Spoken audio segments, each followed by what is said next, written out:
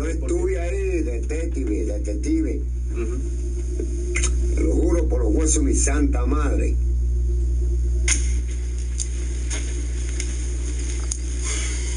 DNA doesn't lie. His blood is on the scene. DNA is stronger than eyewitness as far as I'm concerned. You could have somebody lie, say they saw him there and he wasn't there. But to have his blood there, to me, that's like nothing else. Based on the DNA evidence, Chino is arrested. He's gonna be arrested for second-degree felony murder.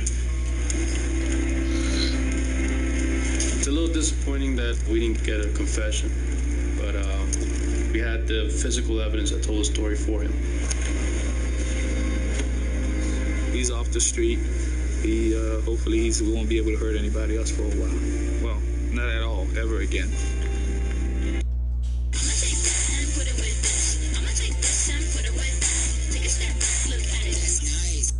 Feeding a large family can get expensive, but that's where Berkside Voila skillet meals come in. They're delicious and a great price.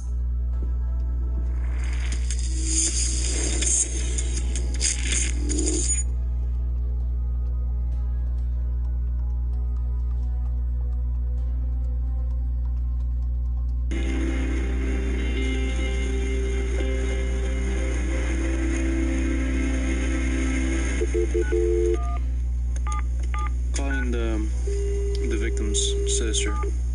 She got a hold of me through the flyer. Hello. Hola, Ali, señora. Tengo noticias para ti.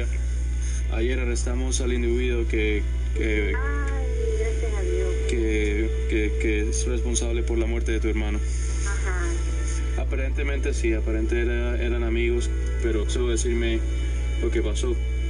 Posiblemente fue involucrado en una pelea con tu hermano. O sea, yo por lo menos ya. Sí. Muchas gracias, Sánchez. Bueno, señora.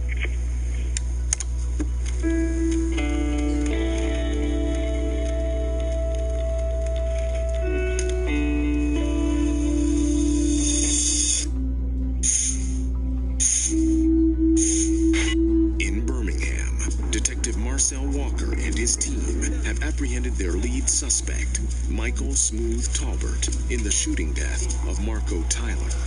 Now detectives need him to talk. So, let's start over.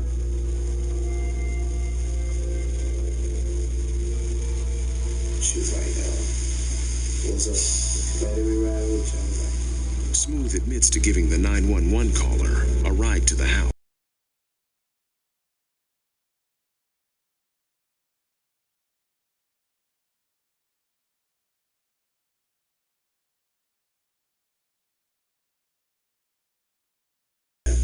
He like, what you want, man? I said, man, could you please tell the girl come outside?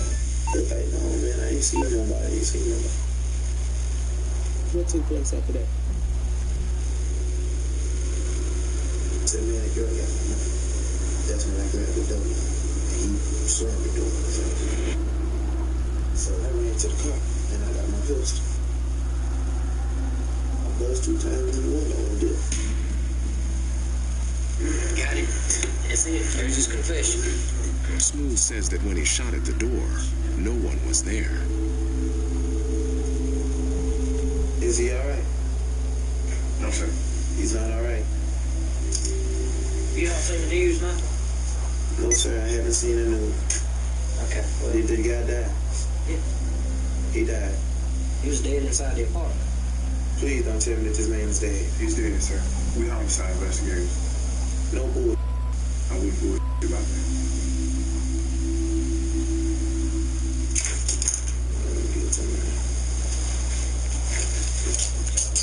Damn, man. I never met that guy, man, out there. No, Michael. Man. Damn. Don't be Mike. Man, don't tell me that guy. Don't bump your head now, Mike. What Please you tell me that guy.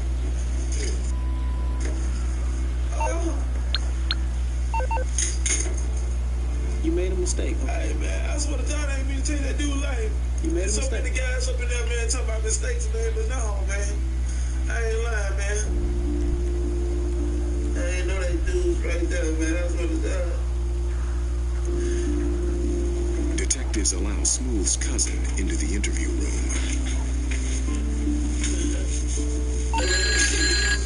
Okay.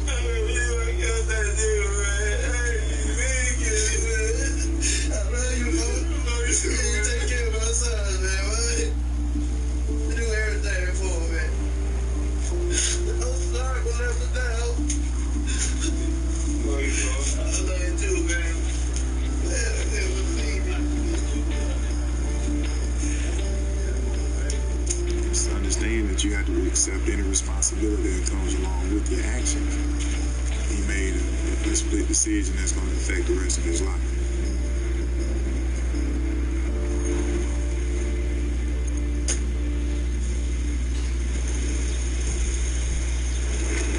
Glad, man. That's good. That's good work.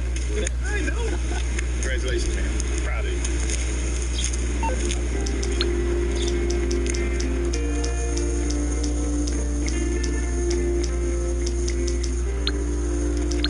Next day, Walker visits Marco Tyler's family.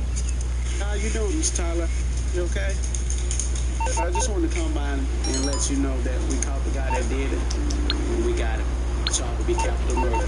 You know, that's the highest charge in the state of Alabama.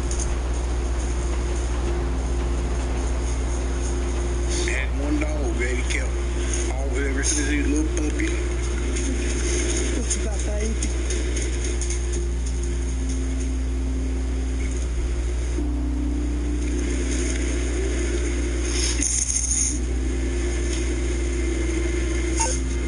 Again, I'm sorry for you all lost. I thank you all.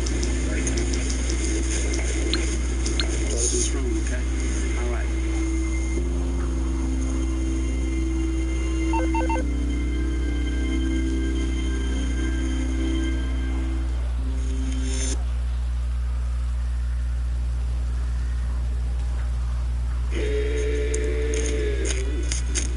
Live that dream.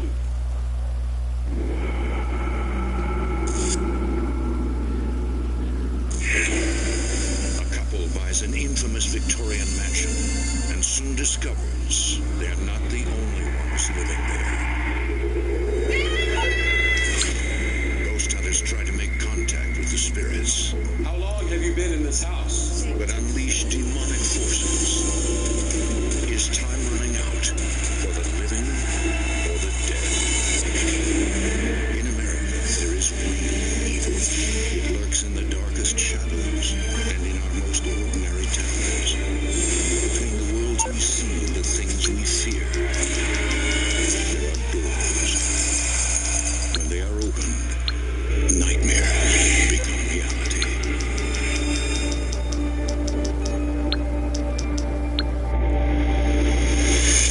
Beautiful mansion online, and of course Lillian quickly ran to it because she loves Victorian. She's always wanted one.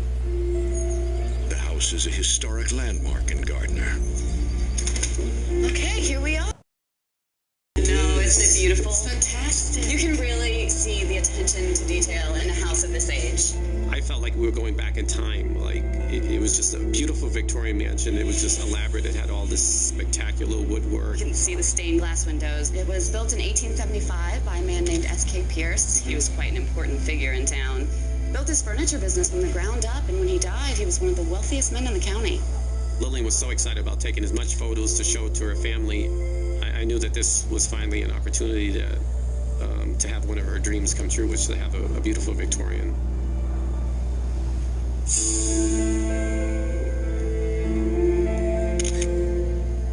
She's already set her heart on moving into the mansion.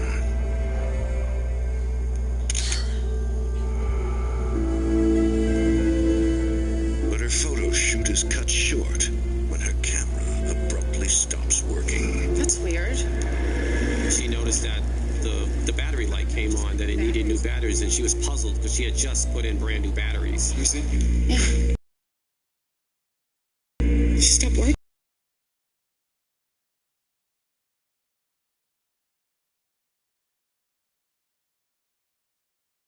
Off the incident. The way. Right this way. It's beautiful up here. You're gonna love it. But soon, Edwin's getting strange vibes. as I toured the whole house, I remember that in certain rooms I had different emotions. Certain rooms I felt very comfortable. In other rooms, I had like a bad feeling. Oh, now we're talking. I know, right? The windows are amazing.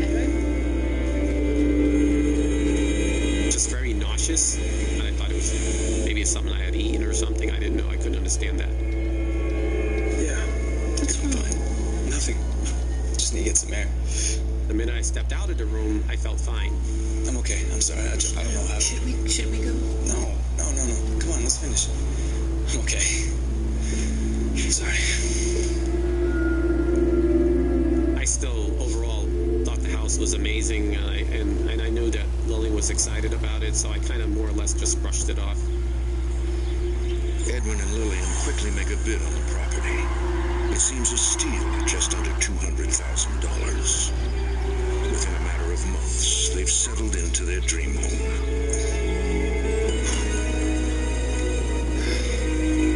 Not long after they move in, something captures the eye of one of their neighbors.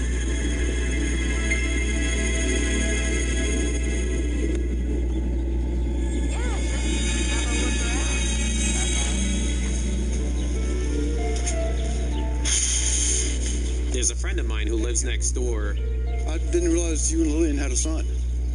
We don't. Then who was that I saw darting between the windows upstairs? Mike, there haven't been any kids there since we moved in. And he goes, every so often I see him running back and forth. I see him on these two windows over here. Then all of a sudden, I see him on the other two windows on the other side. There's no way that you could see a little boy on these two windows and all of a sudden see him the other way. He would literally have to go through two walls and a staircase. I guess I'm just tired. Both Lily and I thought, well, maybe he was just seeing something, and we kind of more or less really didn't pay too much mind to what he was saying. Weeks pass quietly, and the sighting is all but forgotten.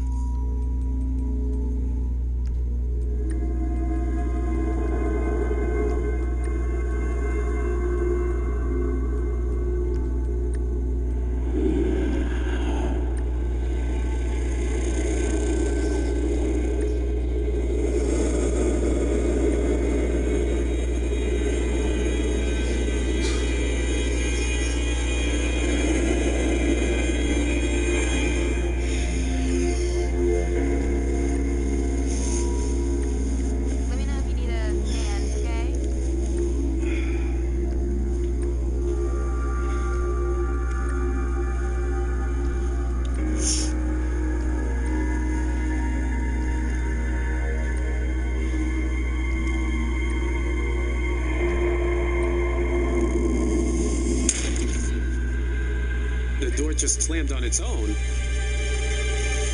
Stay there.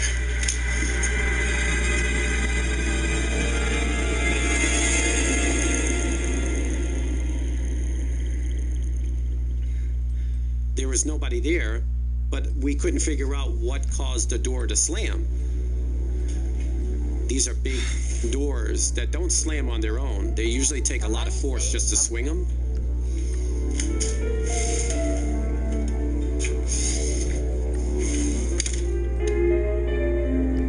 Just try to forget about it, try to relax, and went back to bed. It's 5 a.m. the following morning.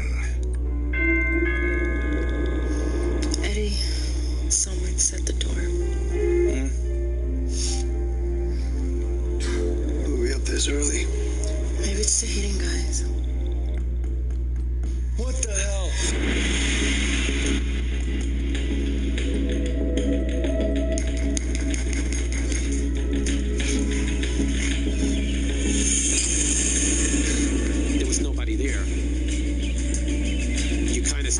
Like, what is going on in this house?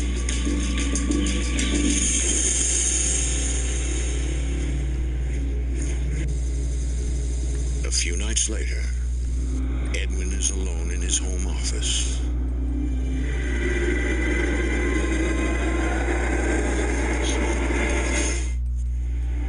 In 2008, Edwin Gonzalez and Lillian Otero have just purchased purchased the historic 26-room Victorian mansion in Gardner, Massachusetts.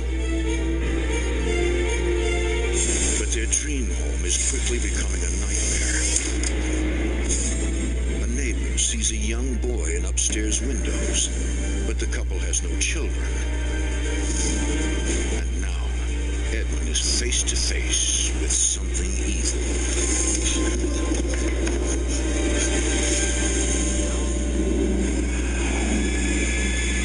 When I turned to look, there was no one there. There was nothing there. I think that was a turning point when you physically see something in front of you that you can't explain.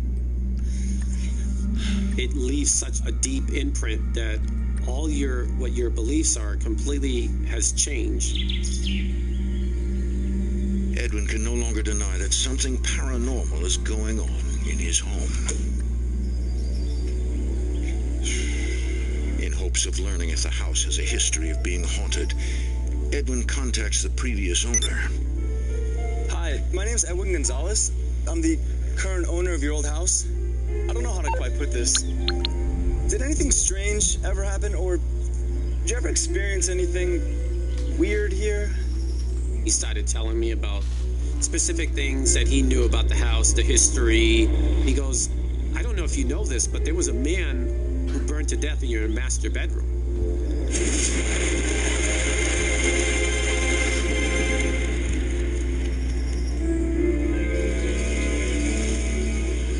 The previous owner tells Edwin to seek out a book called Haunted Massachusetts for more answers.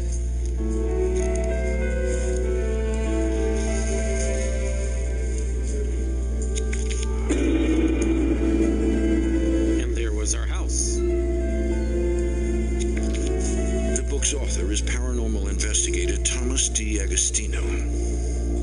The house was built in 1875 by furniture mogul S.K. Pierce. It was built in the course of 9 months using 200 workers working around the clock 24/7. It was considered a modern marvel of its time. Shortly after the home was built, S.K. Pierce's wife passed away in the house. If you wait until your headlights burn out, you can lose up to 50 feet of visibility. Switch to Sylvania today. See better tonight. Mountain Performance TV is the hardest working software in television. Get started today at mountain.com. It was taken over by his sons, Frank and Stuart later transferred the house to Edward Pierce in 1929. That's be about the time of the Great Depression. He had to find some way to augment their income, so the home became a boarding house around then. There was a bizarre tragedy in 1963 involving a tenant. 48-year-old Eno Sari died in the home. The official report was that he had died from smoke inhalation and third-degree burns, but legend has it that he spontaneously combusted. That's when I came to the conclusion the person that I saw was Eno Sari.